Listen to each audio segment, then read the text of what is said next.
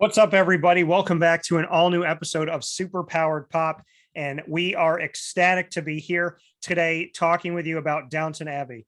I'm kidding. So we're very excited that we're going to be here to talk about Doctor Strange. Maybe Downton Abbey is in the multiverse. I mean, it's got to be, right? Everything is. So Doctor Strange in the Multiverse of Madness, aka Doctor Strange 2, and I am here with Super Powered Pop contributor Miss Larissa Fitzgibbons, of course, myself, Dan Tortora, and we have the rose between thorns between us here, Miss Scarlet Witch, and fittingly a rose because she is decked in red. We'll see if she's the rose or the thorn of Doctor Strange Multiverse of Madness, because I have a theory and I have a thought, but we are here today to bring the magic. Larissa is wearing her amazing Endgame shirt, and it's the same type of colors here to my Doctor Strange shirt, which is pretty all over the place. Doctor Strange is actually in it. It's a shirt that kind of looks like Doctor Strange. Obviously, it looks like the multiverse, actually, if you look at it. And it's different pieces here that almost look like Dormammu and whatnot. But I got the shirt a long time ago, and it fittingly, I got it years ago, and somehow it makes sense with the multiverse. So maybe one of the Doctor Stranges planted this at the store I bought it at to prepare us for what was to come 7 years later. I don't know, but welcome to the show, Larissa. Happy to have you back. Thank you. Happy to be here. So there's a lot of things to unpack. There's a lot of things to get into, a lot of different things that we can showcase here. I'm going to ask you this because we've seen, I mean, in this frustrates me. So I guess we start here because it kind of leads into my question. How pissed off are you at the toy companies that they give everything away before the movie comes out? I know. It sucks. I mean, like, it sucks. It's like, oh, well, this came out, so we know that this character is not called this. And this came out, so we know that there's definitely a Defender Strange because it says Defender Strange. And we know that this one's going to be here. You know what I mean? It's like, wouldn't it makes, I understand they want to make money on the toys, but doesn't the movie, like if the movie's good, that's what sells the toys, right? If you like right. on Expedition Everest, you might buy a t-shirt. But you may not buy an Expedition Everest t-shirt from Animal Kingdom if you've never been on the ride and if you've never experienced it. So I understand toy companies, like any business, wanting to make money, and I have nothing against them. But could you guys not wait until like maybe a week after? Could you do that for us? Because if the toys, because think about it like this. If I go and I see the toys, I might think, oh, that's cool, but I don't know the characters. Then I might fall in love with Defender Strange, think, wow, he was the best version of Doctor Strange. I'm going to go snatch that up at Target. Don't you think the toys will sell fine if they just wait until after the movie comes out to at least give us a week or opening weekend so that we don't have something ruined before the movie starts? Right. No, I agree. Because, I mean, it's frustrating. To me, it's like, I don't want to go to the store and find out what's coming up in the movie. Like, oh, well, we know that this happens and we know that America Chavez does this. And I don't want to know. I understand that you sell it, but like, it's going to sell itself. I'm going to buy, there's a better chance I'm going to buy a Doctor Strange bobblehead after I see the movie. Right. It's kind of just spoiling the movie too. And it sucks. So I feel like the toys, they never used to be like that. The toys never used to come out before the movie and, let us know what was going to happen before it happened. I feel like they used to wait on that stuff. I don't remember going and buying Two-Face before Batman Forever came out. So yeah, I would just appreciate if they hold off on it. But so I want to jump into the world of spoilers though, going off of that with the, different things that we've seen with toys coming out and whatnot. How do you feel about spoilers? Are you that person that you can't help but click on the video, or do you get upset at the fact that, let's say the movie comes out, somebody sees it Thursday night, and 5 minutes after they see it, they put a video on YouTube? Do you like that and have to click on it, or does it kind of piss you off that they do it immediately when the movie comes out? I don't know. I feel like it depends on my mood of the day because I don't like looking at spoilers because I want to experience it myself. Yeah. But during when Spider-Man No Way Home came out, I did see a little spoiler before I did go see the movie. It was kind of an accident, kind of not, but I just had to make sure that all the 3 Spider-Men were in it. That's all I wanted to see. Well, and that's so keeping with that, do you think that we are going to see any, all, or some of the Spider-Men in Doctor Strange Multiverse of Madness? Well, I've heard rumors about Toby being in it. I mean, I would love all 3 of them being in it. I feel like it could work out with Tom being in it too, because he kind of started this whole mess. Like, it kind of introduced the multiverse more. So I would love to see Tom in it. Maybe like they start realizing there are rumors also that Scarlet Witch is like one of the people that remembers Tom as like Peter Parker and Spider-Man.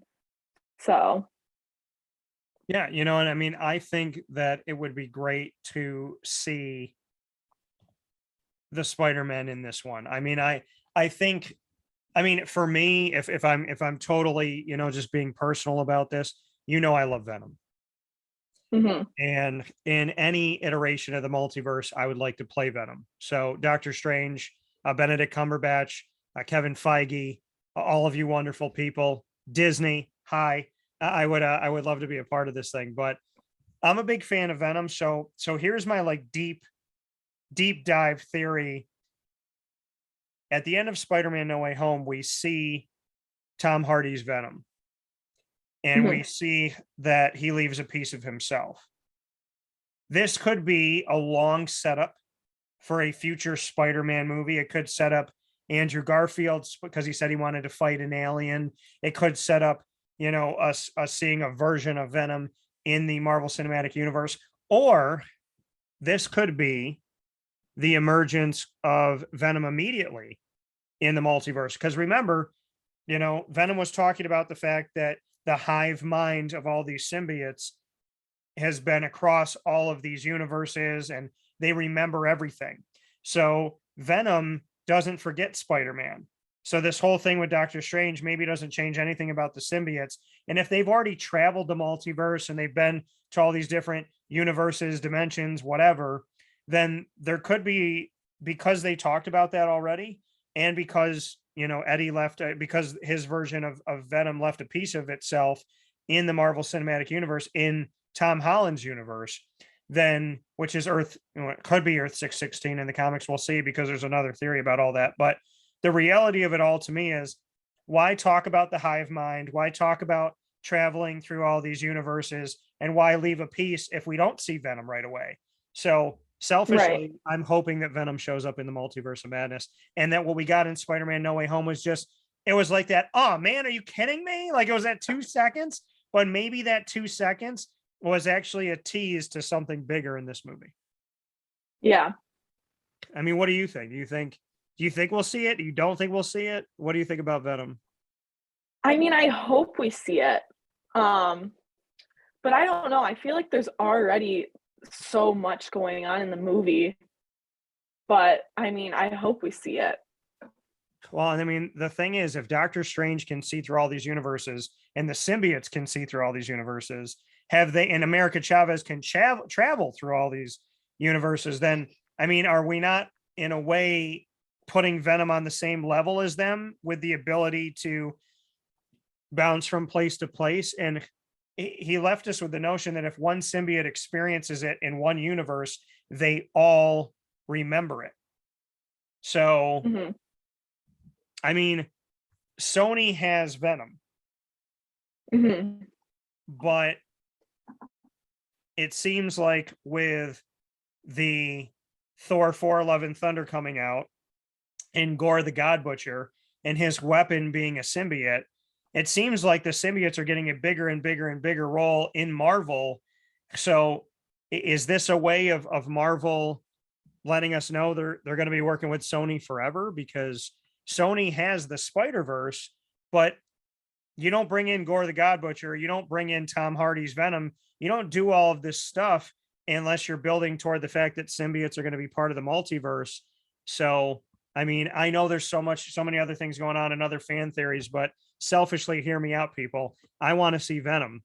And I feel Yeah. like, why do all of this if we're not going to? And I mean, maybe that's the thing. Maybe the symbiote that's left over is the one that connects us back to the story of Gore the God Butcher. I don't know, but I would imagine in Thor: Love and Thunder we're going to see symbiotes. So if we don't see him here, then we'll see him in a couple months. Yeah.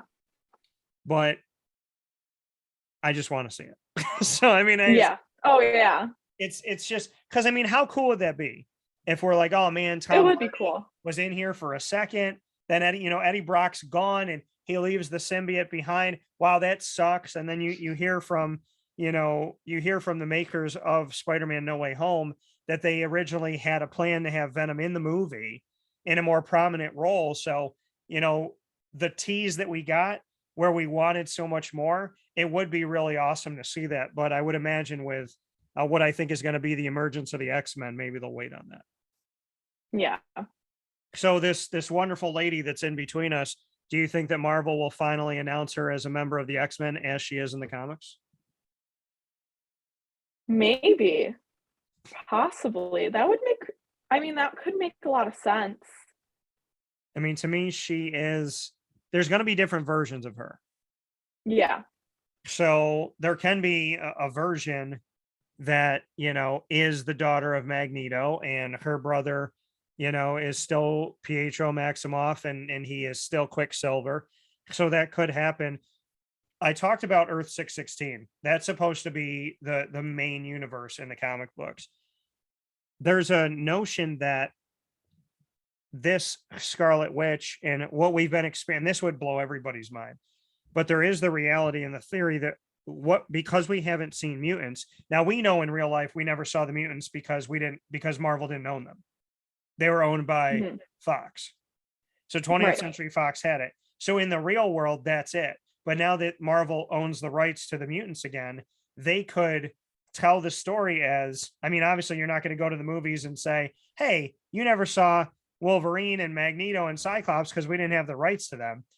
What they could do though, is they could say, you think you've been in the main Marvel Cinematic Universe. You could think you're in Earth 616, but this entire time of more than a decade of 20 plus movies, they could pull a giant woe on us, and Scarlet Witch could show us that we were never in the main universe and we've been living in a different universe that she created, or a different faction of this, because in the comics in House of M, she whispers no more mutants and they go away. So there's the reality that we either think that we've been the main universe the whole time and we're not, or that we've been living in a time where she a long time ago whispered no more mutants, and that's why there's no mutants here. Wow. What do you think? Do you think it's her doing it and like in the comics, or do you think that they're going to throw us for a loop and tell us that the Marvel Cinematic Universe that we've been living in is not the main universe? I mean, I can totally see her doing it. I mean, just look what she did at that little town in WandaVision. I mean, I think she could totally do it. I don't know. Because there's a theory that she could whisper, instead of no more mutants, she could say, let there be mutants, and do the opposite of the comics, and that could create them here. But if Scarlet Witch has the ability to utilize the Darkhold, and I went back and watched the first Doctor Strange, and there's all those books right in the library that Wong is the keeper of. He's the librarian there, and in there's all these books that are chained up to the walls. Could the Darkhold have once been there?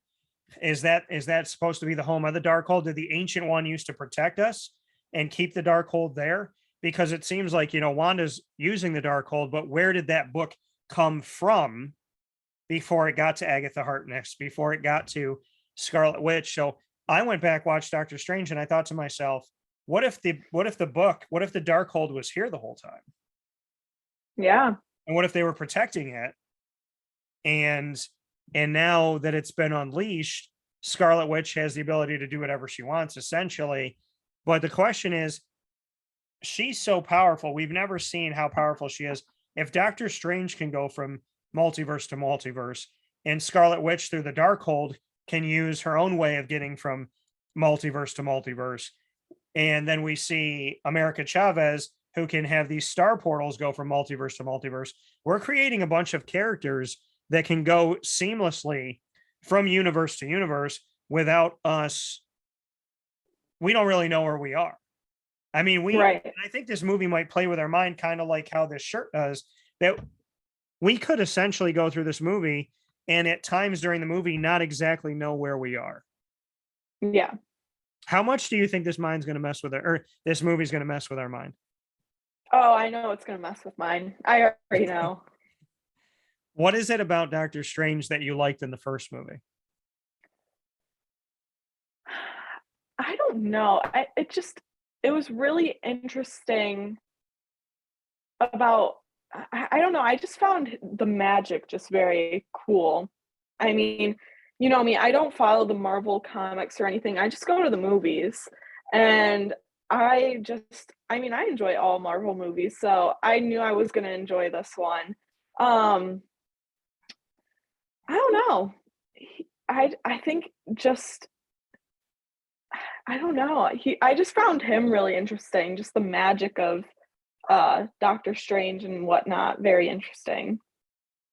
Yeah, and there's going to be a lot of different pieces for this. We know that in Loki, we saw Kang the Conqueror, a version of Kang the Conqueror, come through here, and when we saw Jonathan Majors play Kang the Conqueror, he when the version that we saw was killed by Lady Loki, he looked at them and he smiled and he said, "See you soon." So Mm. could Loki come back in this? Could Lady Loki come back in this? Because I keep going back, and I don't know why I don't see people talking about this, but remember in Loki when they go to the end of it all, and there's a Loki that we know, Tom Hiddleston, and then there's Lady Loki, and they're both going toward that giant structure that's got this bluish purplish hue to it, and we see that pillars have been messed with and whatnot. When they kill that version of Kang, when they kill Jonathan Major's character, when Lady Loki does that, essentially she destroys that home where time is being kept, right? Where this timeline is being protected and where he has been trying to protect us from all these other versions of himself and whatnot. My theory has been, since that looks so similar to what we've seen in Doctor Strange when he opens that door and he's floating and you see all those pillars and whatnot, and you see that one central thing, I think that what Lady Loki did by killing that version of Kang kind of dismantled that, like it dismantled time figuratively and literally. So when he opens the door to that, he's opening the door to see what Lady Loki did and how she broke the universe, so to speak. That's been my theory. Yeah. I mean, I heard a lot of rumors like earlier, way before they were even filming, that Loki was going to be in this movie, but I'm really surprised they like haven't put him in like the trailers or anything, because I thought Marvel announced that he was going to be in this movie, but I could be wrong. Yeah, and I think that, I think Loki could definitely, I mean, listen, the Scarlet Witch has been messing with everything with the Darkhold. We know that Doctor Strange messed with it with the spell that he did for Tom Holland's Spider-Man. We know that Lady Loki messed with everything in the TV show Loki on Disney Plus. We know that Thanos' snap caused so much in the, kind of this energy surge throughout the universe that we found out about. And we heard Rocket talk about it in Avengers Endgame. And the remnants of that snap could cause like rifts in the multiverse. So we know that that's happened. We know that Loki's stories happened, Doctor Strange, and Scarlet Witch. There's been 4 different instances where something has happened to cause these rifts within the multiverse. So I think it's completely reasonable that we could see Loki again. Oh yeah. So who do you think is going to be the villain of this movie? Unfortunately, I think it is going to be Scarlet Witch. I mean, there's just a lot of rumors of her becoming the villain. Um, I mean, there's even a lot of rumors that I think a couple months ago, maybe a producer of Multiverse of Madness announced that one of the popular Marvel characters was gonna die. So, and many people speculate it's gonna be her. See, I don't think Scarlet Witch is going to die. I think that this is her coming to the foreground. She's Yeah. always been a background character. She's always been like, here are the Avengers, and then she's off to the side, right? She was one of those Mhm. characters that hasn't stepped up completely to the forefront. Not because she doesn't have the powers, but I'm talking about what Marvel has shown us. She hasn't been a lead team member. Black Panther has not been a lead team member. We haven't seen these moments yet of certain characters taking that leap into the spotlight forward.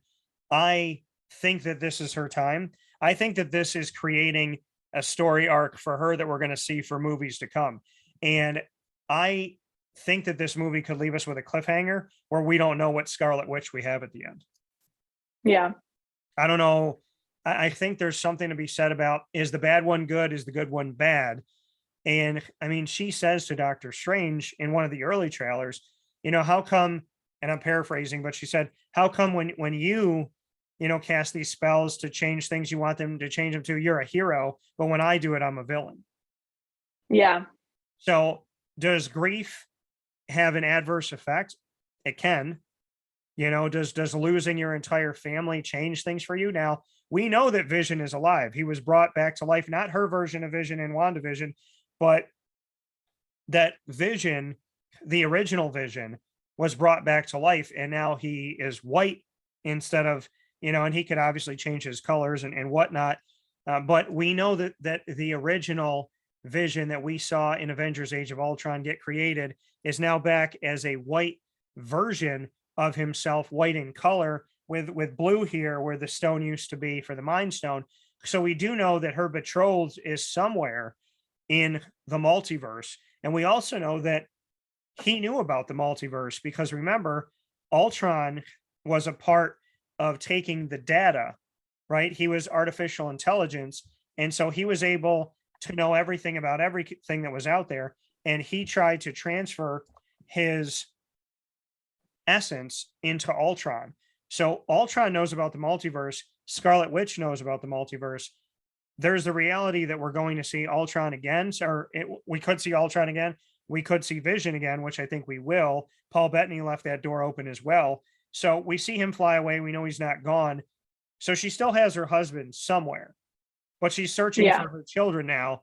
And in the preview, we know that her kids come back. But the question is, since this has been long since prognosticated, the essence of the devil that we would talk about when we speak about, Christianity and Judaism, and whatnot, when we talk about actual religion and we talk about God and the devil, the version of the devil in Marvel is Mephisto. And Mephisto is trying to draw out this power from her, maybe because he needs her to reach this ultimate level in order to have some type of ripple effect that'll affect him to break out of whatever prison he's in. Or obviously there's some opportunistic piece to this. We saw in Shang-Chi that he thought his wife was still alive and that demonic being was calling out to him within that rock structure, right? So there Right. could be the reality of everything that comes before could be setting up, right? Everything has a purpose.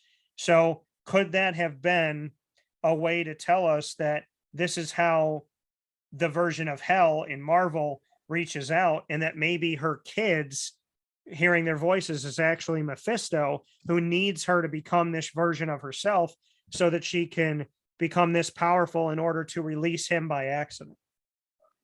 That's a really good theory. So, I mean, eventually we're going to see Mephisto Yeah.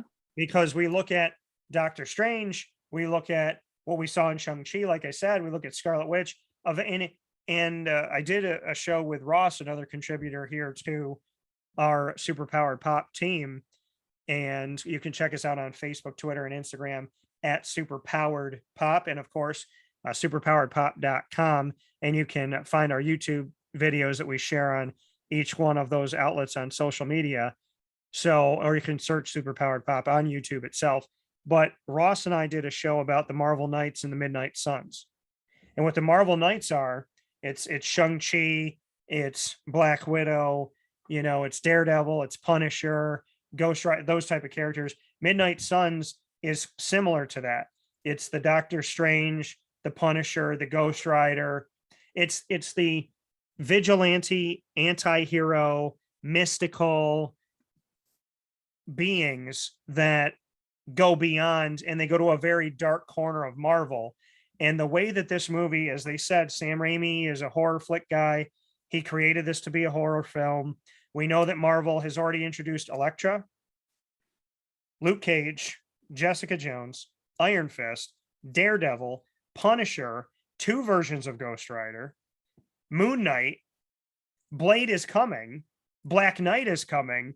So they've already introduced the Marvel Knights and the Midnight Suns. So if they're making a horror type film in Doctor Strange and the Multiverse of Madness, and you've now made the Netflix characters canon and moved them over to Disney Plus, and you've already introduced through Agents of S.H.I.E.L.D., which is now moved over to Disney Plus, between all of this, we're seeing the Midnight Suns and the Marvel Knights. So is not Doctor Strange a gateway to introducing us to a very dark, demonic, scary, mystical side to the Marvel Cinematic Universe?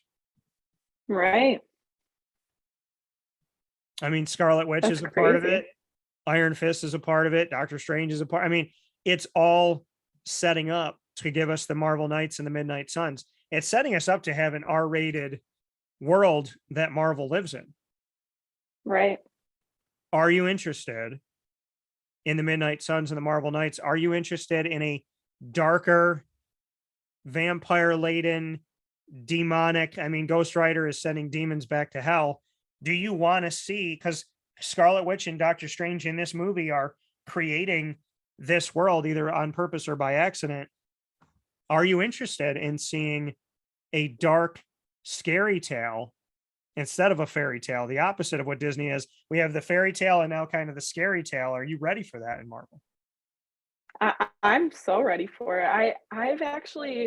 I've been keeping up with Moon Knight, and I absolutely love it. So I would totally be down for that. And Moon Knight is a very dark place for Marvel to go, especially on Disney Plus. And yeah, I mean, Punisher is on there now, and Daredevil's on there now, and Jessica Jones and Luke Cage and Iron Fist, and all of them are violent. All of them are violent. And Elektra is on there, and I mean, there's blood in these shows.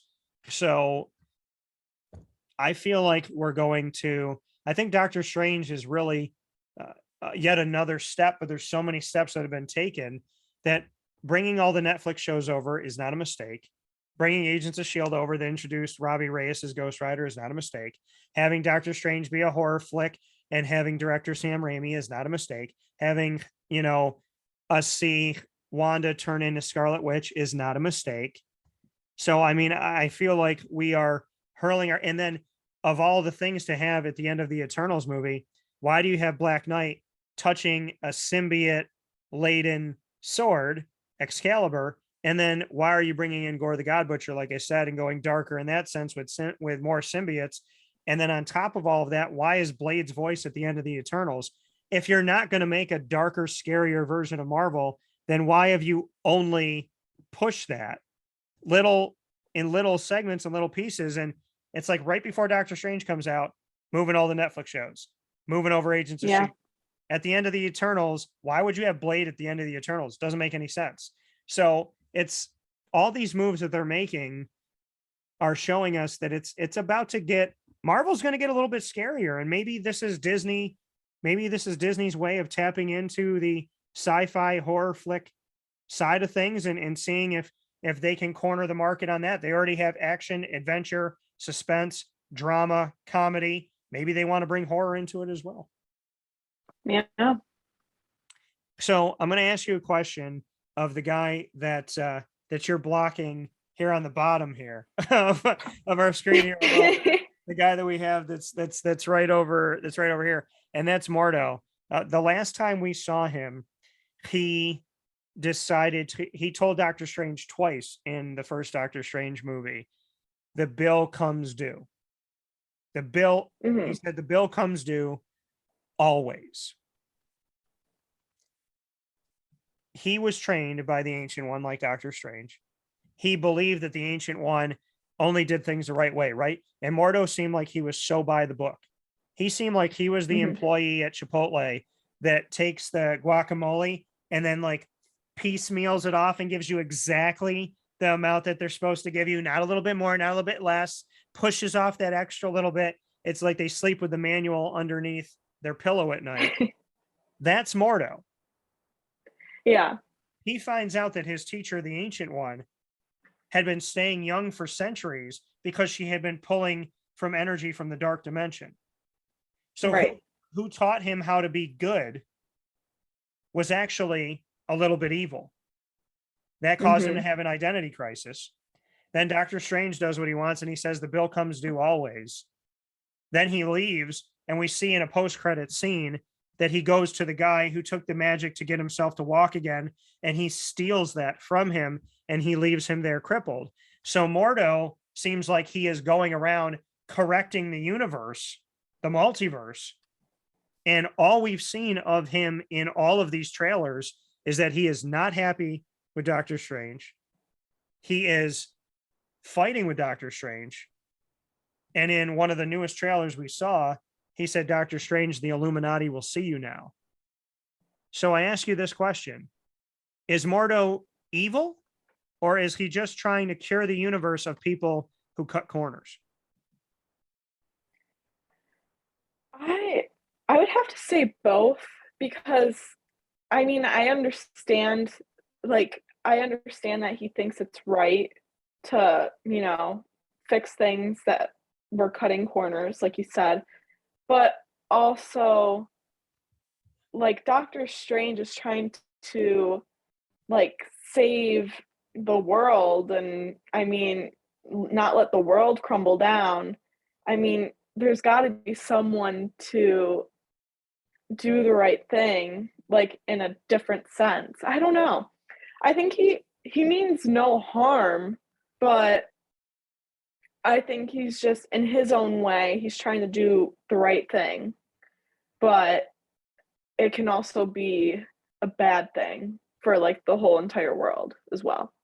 Well, and I think that's the thing with Mordo is I think if he thinks, I have to be by the book, I have to be the employee that sleeps with the manual underneath my pillow. If he's thinking that, I've met people that are by the book, they're by the textbook, and if it's not written in a book, then it can't be real. They don't know how to ad lib, they don't have street smarts, and they think everything's got to be written in a book. Those people are dangerous because they think they're always doing the right thing, but life is not. Think about this. Once a textbook is written, it's passed. Doesn't mean it's not true or false, but in order to have an accurate account, right, you can write a textbook on how to create a broadcast, but technology has advanced itself. So the textbook you wrote 5 years ago, you got to write a new one now.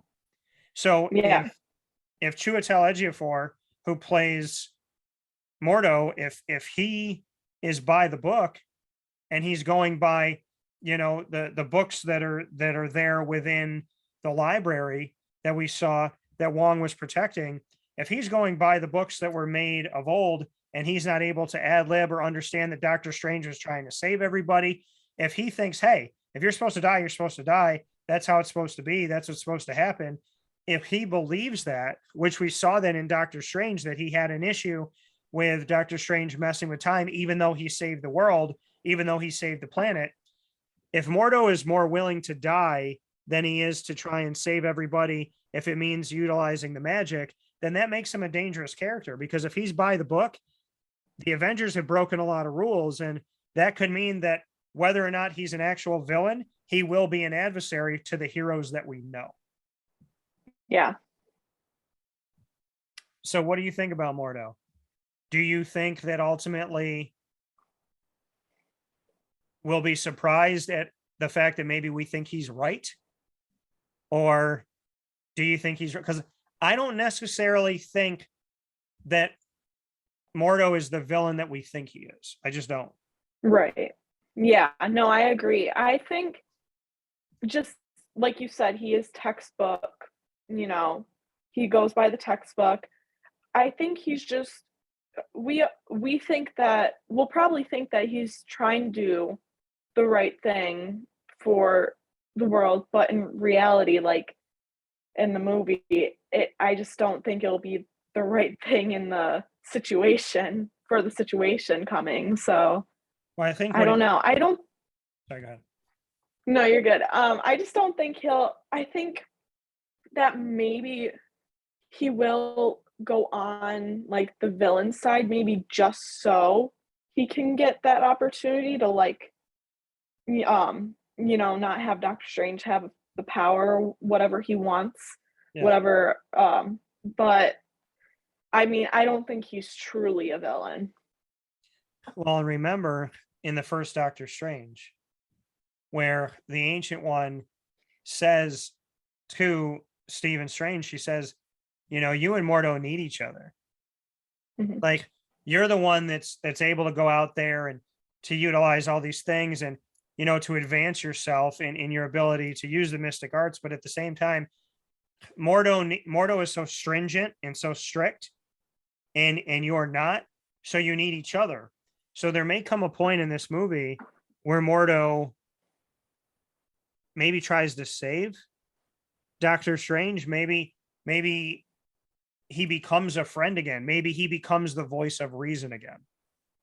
Yeah, But we do know the Illuminati's coming, right. and Mordo is a part of it in some way, shape, or form, because he says the Illuminati will see you now. And I would imagine that Doctor Strange is paying for a crime here. Now, to give you a background here on the Illuminati, they are 6 individuals from different corners of the superhero world who discuss matters and try to sway the world to what they think is right. Their roster has had Charles Xavier, who we've seen in the previews, Tony Stark, who we think we may have seen a version of Iron Man who could be played by Tom Cruise and could be the superior Iron Man. Black Bolt, again, why Marvel does not make mistakes in how they bring characters back, and why did they bring this guy back and that and this character? Why is this woman doing this, that, and whatever? Remember that we just saw recently here Anson Mount, who played Black Bolt in the Inhumans TV series that was on ABC. They just said that he is going to continue to be Black Bolt in the Marvel Cinematic Universe. So why would Marvel take the time to say we're keeping this actor as Black Bolt if he wasn't going to come back? And with the Inhumans coming in and Black Bolt in the comics being a member of, or pardon me, now with the Inhumans coming in, with the Illuminati coming in, and with Black Bolt being a part of the Illuminati, you announce the character is still the same actor. Mm-hmm. You show the Illuminati in the preview. You mention the Illuminati in the preview. Black Bolt is a member of the Illuminati in the comics. So why aren't we going to see Black Bolt? I mean, what's the point of saying, that was a canceled series. The series didn't do well on ABC. It really wasn't put together well. I don't know what the heck happened. It was supposed to be a movie, then it was a TV series. I don't know if it was rushed or what came about. But what would be the point of saying, hey, if and when you see Black Bolt again, it's going to be this guy. He's going to stay it. The last time Kevin Feige said that was about Charlie Cox and Daredevil, and we saw him in the immediate next movie.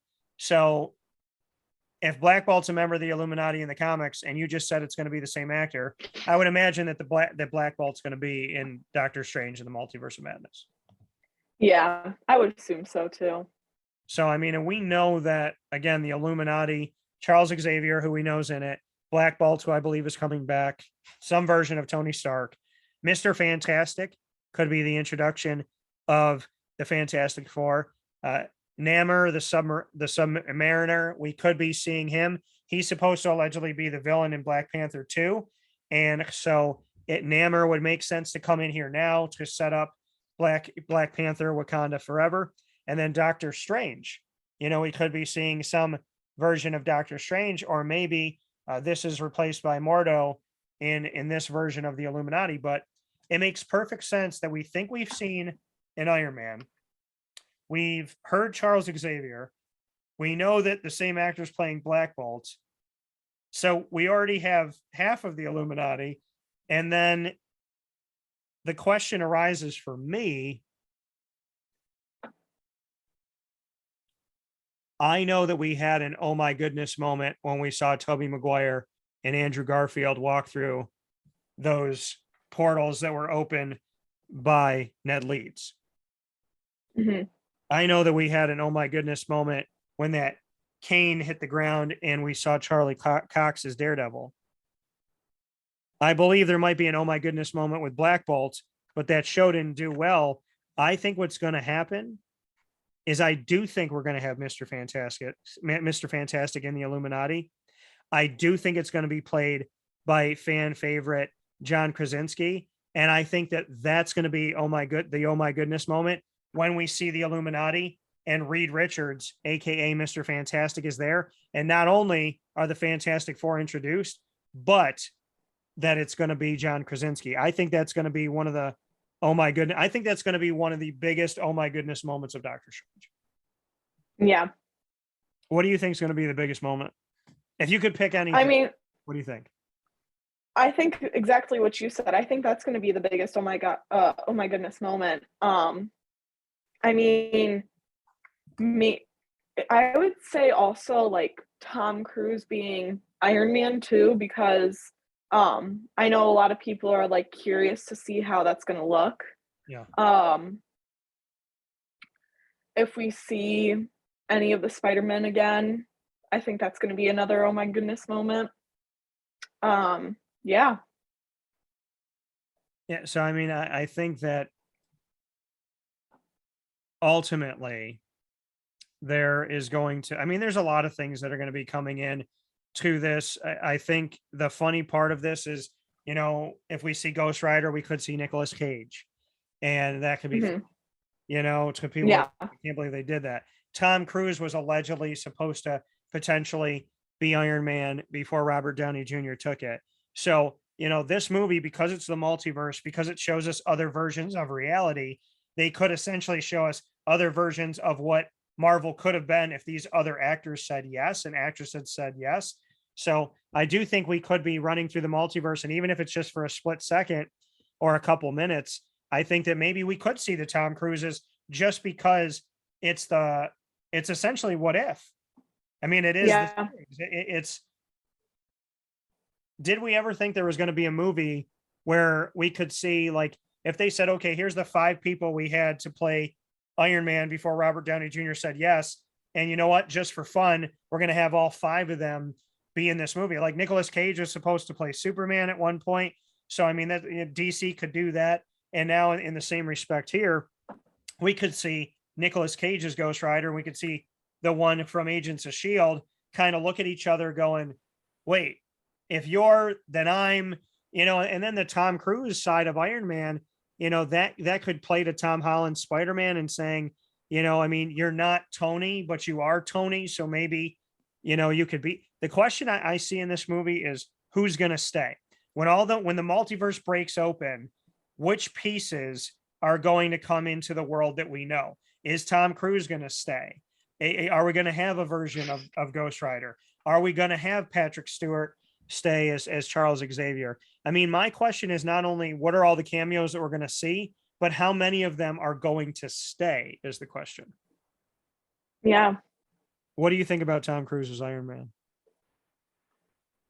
I don't know. I don't think he'll be as good as Robert Downey Jr., but I think it's going to be interesting to see. I'm definitely kind of looking forward to seeing it and what he does with the character. I don't know. I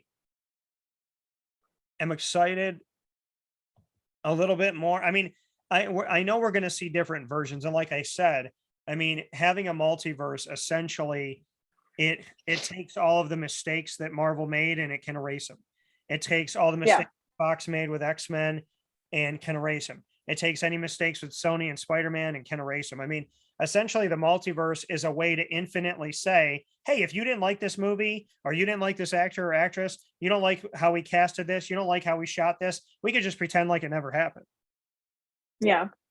So, I mean, it is Marvel's failsafe of saying we can make a million mistakes and just tell you, hey, guess what? That was in a multiverse that nobody cares about. That's Earth 987, and we're never going to go back there again. Yeah. So, if Tom Cruise doesn't trend well as Iron Man, well, they can kill him off, or they can have him go back into his universe and never come back again. I mean, essentially, Marvel has created a world where they can make mistakes and they don't have to worry about the repercussions of them, because they can get rid of the character. Or let's say one of the characters does really well and they say, oh my goodness, we never thought Nicolas Cage would be Ghost Rider again, but fans, I mean, Andrew Garfield, a lot of people said he was the worst Spider-Man ever. They were the 2 worst movies ever. Nobody wanted to watch him. Nobody cares. Can we just pretend like they never happened? Then he comes back in No Way Home, and that's the guy that's the version of Spider-Man that people want to see more than any of the other 2. Yeah. So, you may not want another Iron Man, and then you might see it, and then all of a sudden you may really like this version of Iron Man. And it also allows them to kill off characters and bring them back. Like, they could turn around and say, right. We don't really want Brie Larson to be Captain Marvel anymore. So they bring her into this movie, Scarlet Witch kills her. And then in another universe, they have a different Captain Marvel, a different actress, same powers, and they bring her in. And that's an easy way of getting Brie Larson out of her contract. Right. So really, I mean, the multiverse gives us an endless amount of possibilities for Marvel to say, this works, this didn't. And this is really the movie where you can try whatever you want. Right. What is the craziest There's thing? no limits. There isn't. So I'm going to ask you, of any character you could see in the Multiverse of Madness, give me a list of characters that we haven't seen in the Marvel Cinematic Universe that you want to see in this movie. Like, if you could see anybody in this movie from Marvel, who would you want to see? Like, of the Deadpools, the X-Men. That's a good question. Yeah. Like, if you could have anybody come back, I mean, the possibility is endless. So if you had a wish list, what would the wish list be? I mean, probably Deadpool. I mean, even Black Widow, maybe. That would be cool.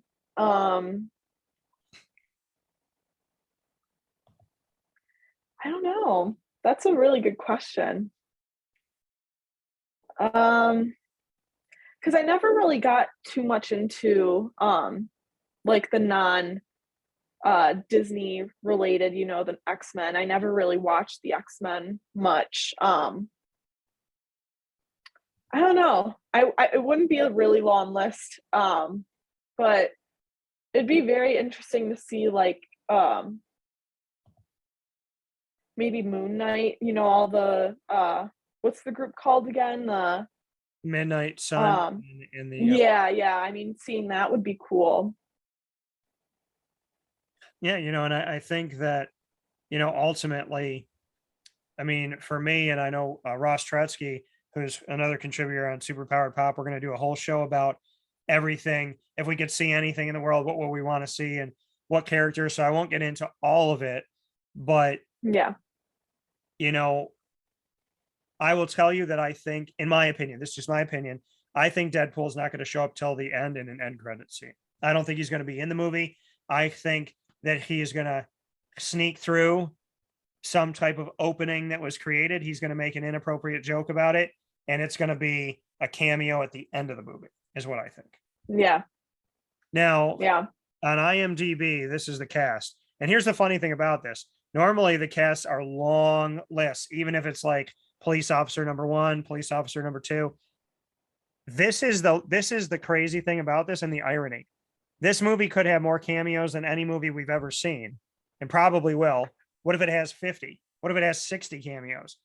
Well, the irony about that is that the actual cast list is so tiny, yet we could end up seeing so many characters in this. The cast list on IMDb Benedict Cumberbatch is Doctor Strange. Elizabeth Olsen is Wanda Maximoff, aka Scarlet Witch. Chiwetel Ejiofor is Carl Mordo. Benedict Wong is Wong. Xochitl Gomez, and for those of you that don't know how to say it, I'm gonna say it to you while it plays. Xochitl Gomez. So that's how you say it. And so she is in it as America Chavez. Michael Stuhlbarg is Nicodemus West. Rachel McAdams is back as Christine Palmer. And then Patrick Stewart is on the other cast. There's a cast and then an other cast list, which is also different, which has Patrick Stewart as Charles Xavier, Bruce Campbell, who was in a bunch of the Spider-Man movies with Tobey Maguire, Julian Hilliard as Billy Maximoff, and Jet Klein as Tommy Maximoff. And then we have a novice warrior uncredited and a police officer uncredited. So very strange, pun fully intended, that a lot of these movies have these long cast lists and you're wondering, who is this person playing?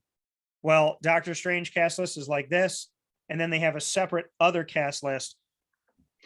And I think the other cast list was made so that when the movie comes out, they'll fill it in and they'll show us all those cameos that they didn't want to tell us.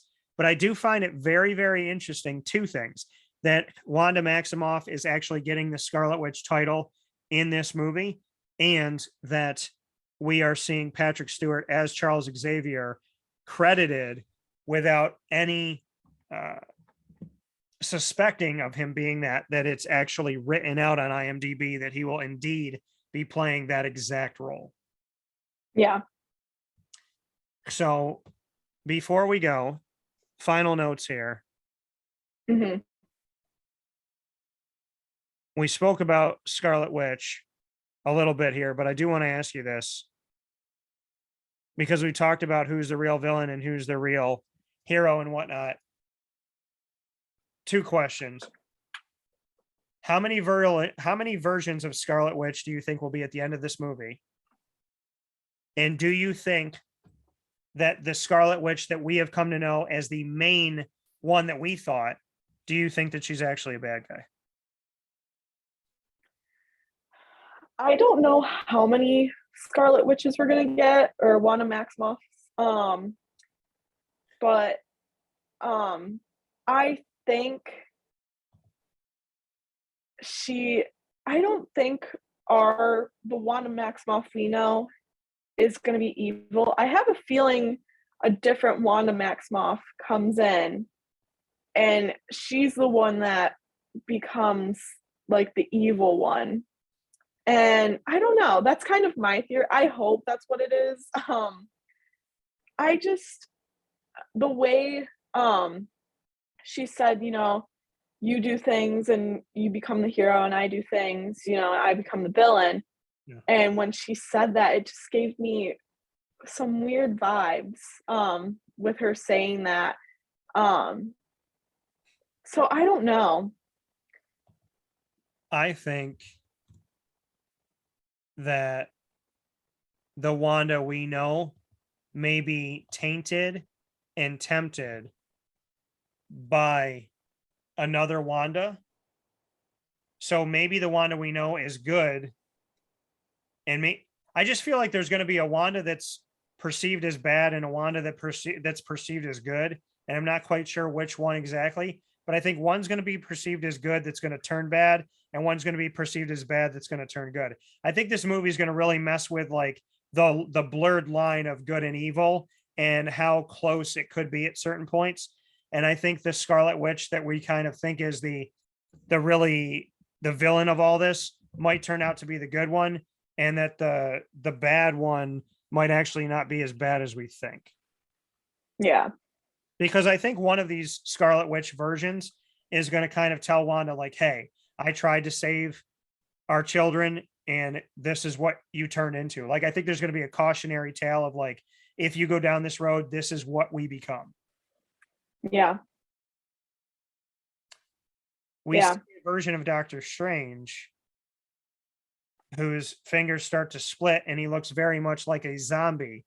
Are you ready to see some Marvel zombies? Oh, I'm ready. I actually don't mind horror films. So I am excited. I do want to see What If. I want to watch What If before I go. You have there's way too much Yeah, Doctor Strange that you have to watch What If, because you're not yeah, gonna understand it fully if you don't. yeah. So that's my goal before I go see it.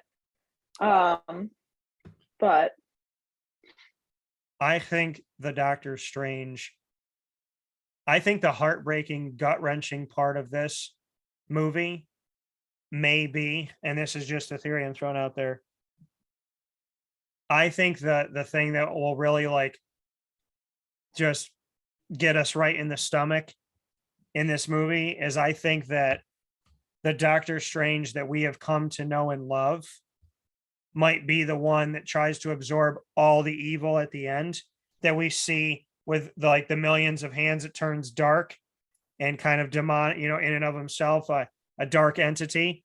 I think the Doctor Strange that we have come to know and love is going to be the one that sacrifices himself in the end. that's a good theory. So we're going to lose two goatees. We're going to lose Tony and we're going to lose Doctor I Strange. know. We're going to lose I both mean, of our goatees.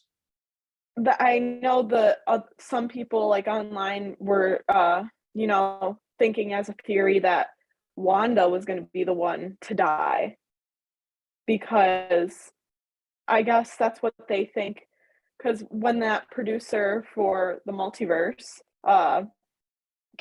he announced that a couple months ago that one of our favorite Marvel characters will die in this movie. People assumed it was going to be Wanda. So I think there's a chance Wong dies. I think because Wong is kind of a compass for Doctor Strange. I think there's a chance that Doctor Strange, the one that we know, dies. I think the Wanda that we know will stay alive. She may have to kill a version of herself, but here are my theories. I'm gonna put them down. I'm gonna put them down right now. So I'm gonna write them on a sheet of paper, because I did this with Spider-Man No Way Home. So I'm gonna put these right. Doctor Strange that we know will die. Hmm. Because I think the one is decked out in blue that goes to the Illuminati. I think that's Defender Strange. So he might be called into the place like Doctor Strange, the one we know, he might die at the beginning of the movie. And then Defender Strange has to come in and defend the multiverse. So I'm going to say Doctor Strange, the one that we know, will sacrifice himself and will die. I'm going to say the Wanda we know, write it down, folks. It's on the pad. The Wanda we know will stay alive and may have to kill a version of herself. Then I'm going to say that Wong may die. I think Mordo, some version of Mordo, may actually be trying to save the multiverse. So some version of Mordo may be a hero. What else can I say here? I'm going to say the X-Men. I don't know if we're going to see them all, but I think there's going to be an introduction for the X-Men. I think Black Bolt will become part of the Illuminati. I think we're going to see John Krasinski as Reed Richards, as I said before. And I think fans are going to, I honestly think fans are going to lose their mind over that. I think like we're going to see the death of the Doctor Strange we know, but John Krasinski is going to be Reed Richards, and that's going to somehow make everybody like, oh my God. And then they'll be okay. I think it's gonna like, it's going to even us out. It's going to be like, you're taking somebody away, but then you're giving somebody to us. I don't think Wanda's death, you know how like they had to play up all these characters for us for their deaths to have meaning? I don't think Wanda's story is done to the point where her death would have as much meaning than Doctor Strange dying. Yeah. That's I think why she has go ahead. another story to tell, I feel like. Yeah, I think there's more. And we know that we see the Ultron sentries. So I would love to see Ultron again because I think they did a horrible job at making him really not that big of a they made him kind of an idiot for being artificial intelligence. He could have definitely defeated the Avengers, but it would have affected Disney. There was a plan that would have totally worked that I think Ultron would have done if he has all this knowledge. What he would have done is he would have sent all of his minions to all different parts of the world, separate the Avengers into groups of 2, then pick up that portion of the Earth in Sokovia and hurl that as a meteor so that not all the Avengers could get back in time because they're all fighting individual wars, but they couldn't write that story because if you wrote that story, there would be no Earth. Right. So I think that you need to have another Ultron. Yeah. I think there needs to also almost be a place where Ultron did like ruin the planet. So I think Ultron returns in some fashion.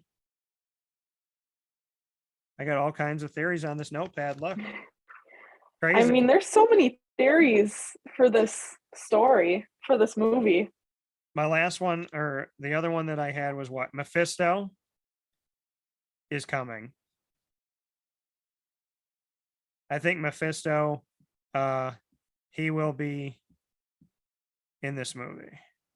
Mm-hmm. That's what I'm saying. And then the Spider-Man, I mean, we'll see, but yeah, I'm very much interested in the millions of things that are going to happen in this. And I'm becoming more and more, I guess, open to Tom Cruise playing Iron Man, but I don't know if I'm going to like it for more than 10 minutes. Yeah. Is there anything that we didn't touch upon that you're really looking forward to as a final note for this episode of Superpowered Pop? I kind of hope to see some sort of Spider-Man, so at least one of them. I don't know. I'm excited to see how they play Wanda's character too. Yeah, and if we get to see the return of Quicksilver and whatnot, and I do think that Wanda will have a place with the mutants, obviously, as she did before. Right. But yeah, so my theories are written down, folks. This is real deal. They are written. I'm continuing some on the back. I did this right before Spider-Man No Way Home. I folded it and I put it in my pocket, and I had a ton of theories, and I had a good amount of them right there. So we'll see what I can get out of this one, but I definitely I feel confident about the ones that I have on here so far. All I know is the closer we get to the movie, the more they're giving us. And if you're going to let us know in the first trailer, well, not the first trailer, but because the first one was after Spider-Man, but the whole we should tell him the truth, and we hear Patrick Stewart and we see this chair come in and the back of his bald head. If you're going to let us know that Patrick Stewart's in the movie, you're going to let us know he's Charles Xavier. You're going to write on IMDb that he's Charles Xavier. We're going to hear his voice clearly. If you're going to let us know that, you're letting us know the X-Men are coming because he is a mutant.